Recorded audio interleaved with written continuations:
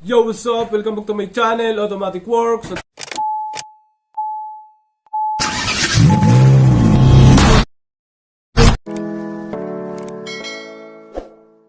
Automatic Works. May customer tayong Mitsubishi Mirage naman, oh. Sus. Garalgal. Ayun na, palyado. Namumutok-mutok. Non-EBS siya, oh. Sa kabila, may Mirage din. Yan, oh, Mirage. Yan. Refresh na, engine refresh. Ito na yung makina. Ito naman, bago pa lang. So, welcome to the club talaga to pag tumagal. Scan muna natin kung ano fault code. Scan para makita natin kung saan tumama yung sira. Ayan. Palyado. Pag palyado, pwedeng ignition coil, spark plug, injector, wirings. Pwedeng yun. Sabi ni sir, napalitan na daw niya ng spark plug. Pangalawa na. Ganun pa rin nasira. So, scan natin to. Ayun. Eto na. Start natin. Mamaya, scan muna natin kung saan tumama itong palyado na to. Mirage modelo to, bago na yung grills.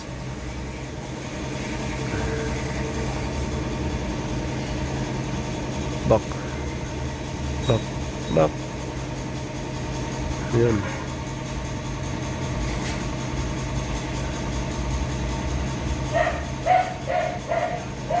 Identify code.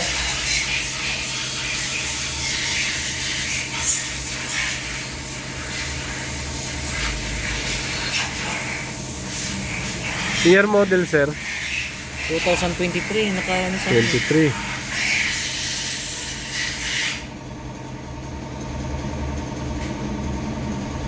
Ayun, quick test. Yun, may isang fault code si sir. May isang fault code.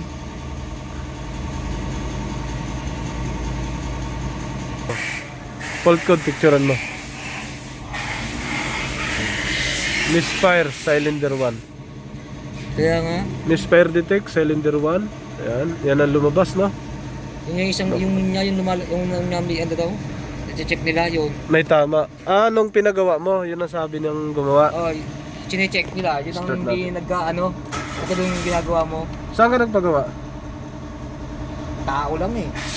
Tao na Wala, palyado. nagtatrabaho sa ano? Saan nagtatrabaho yun? Namumutok. Oh? Kagabi. Yung kahapon naman hindi. Kausok lang siya kahapon. Siguro magbiblink yan pag tumagal. Pag tinatakbo ko, Magbiblink, no? kasi nawawala. Oo. Namumutok. Bubububuk. Sus.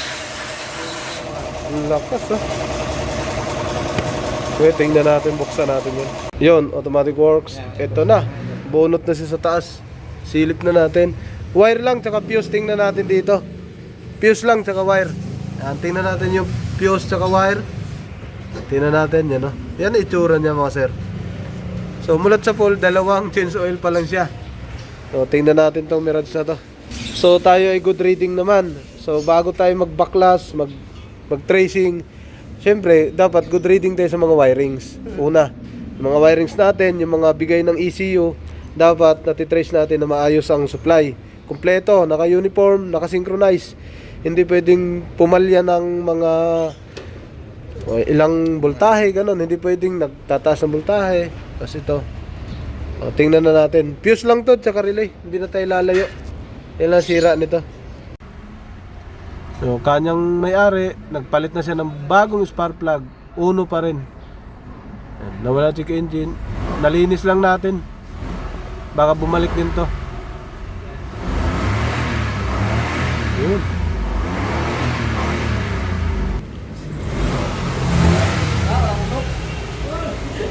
Ay, sos! Grabe, usok. Ayun na. Sos! Mausok pala. Ay, pistol. Namuti. Okay na to. Oo. Yan mga boss, ito na yung Mirage natin na i-refresh kasi uma-action na yung sludge, oh. Makapal na, oh. Yan. Ito pa, oh. Grabe tsura niya. Ayan yung katawan niya. Lilinisin natin mahigit. Refresh lang naman to.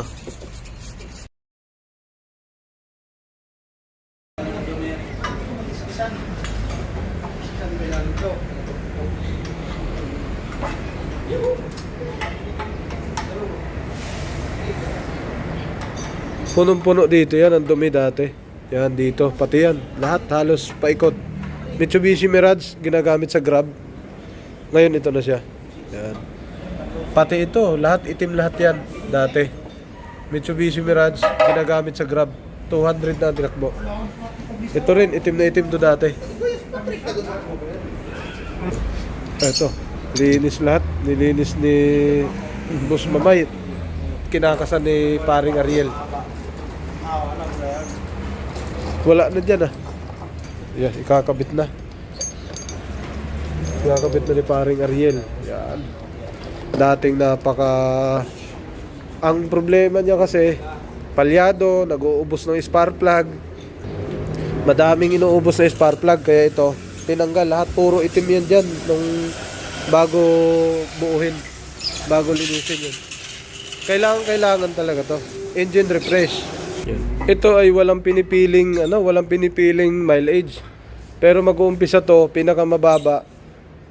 Mileage na na-encounter namin dito sa engine refresh, mga 3 cylinder, 4 cylinder. Nag-umpisa siya sa mga 60 kadalasan, pre no? 60,000.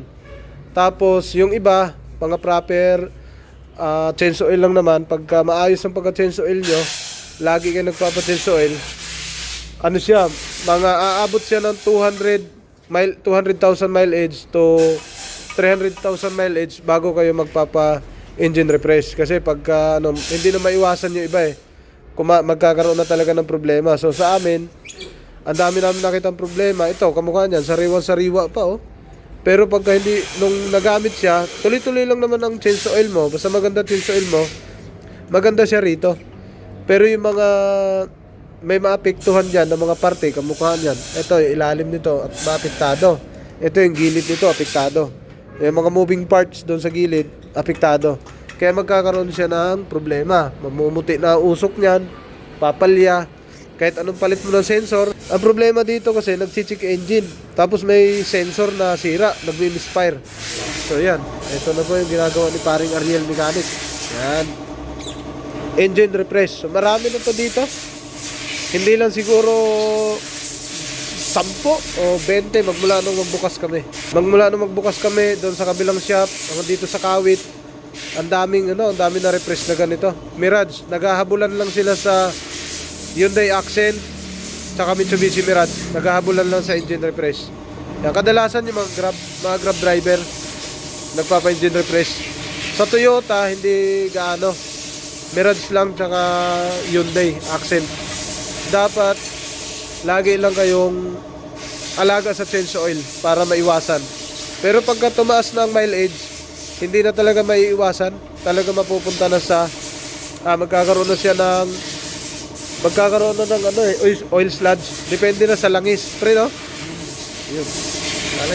Lalo pag papalit-palit ang langis, tapos dapat kasi kami nakasubok na kami. Sa langis, may mga nakikita din kami na ganun tumama. Ito, meron din itong pinanggalingang langis na doon nag-umpisa, sabi niya. Pre ba, pre? Oo, yan. So, hindi na lang namin banggitin para siyempre, mahirap pag magbanggit. So, observation niya, doon nag-umpisa. Tapos, yung iba, yung hindi lagi nag-change oil. Yun, taunan pag nag-change oil. Meron talagang customer na ganun taunan. Okay. Eto na, engine refresh. Itira pa ni paring Ariel, pati yung timing chain, napakalinis. Ganyan talaga gandahan pag na-engine refresh. Yun. So, tingnan natin ito mamaya pag naikasan na ito ni paring Ariel. Pati yung nandito. Yan, Mitsubishi Mirage. Ito, yan, nililinis ni Mamay, Grabing linis yan ni Boss Mamay at ni Boss yan. Talagang kinis na Pwede nang manalamin. Ito naman yung mga sensor. Nilinis naman ni Boss Patrick yan, Kagandahan pagka na-engine refresh talaga, sus. So mahalaga talaga to sa mga makina para magiging baka tumagal pa. Soy-soy naman dito. Pero yung mga parts na, yung ibang parts kagaya nito, papalitan na siya. Hindi na siya pwedeng, yung pa rin gagamitin. Papalitan na yung mga yan. Ito, papalitan na. Yan. Pati yung langis na ginamit dito, hindi na yung sasahurin. Palitan na yun, syempre.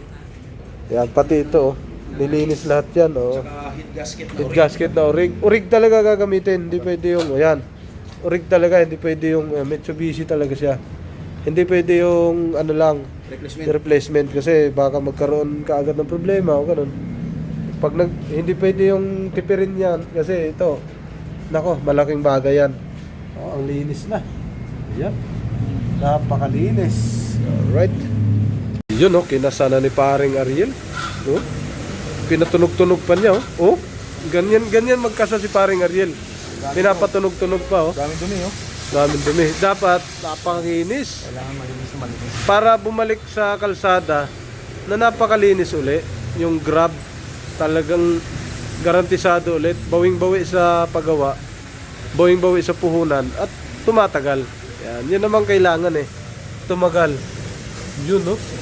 Kasi pagka hindi mapa-engine refresh at tumusok na ng puti, gagasgas na katagalan yan. At lalala na yung tama. Yan. Oh, napakagandang tingnan talaga. Lalo na ito pag umandar. Pinong-pino na ang andar na ito.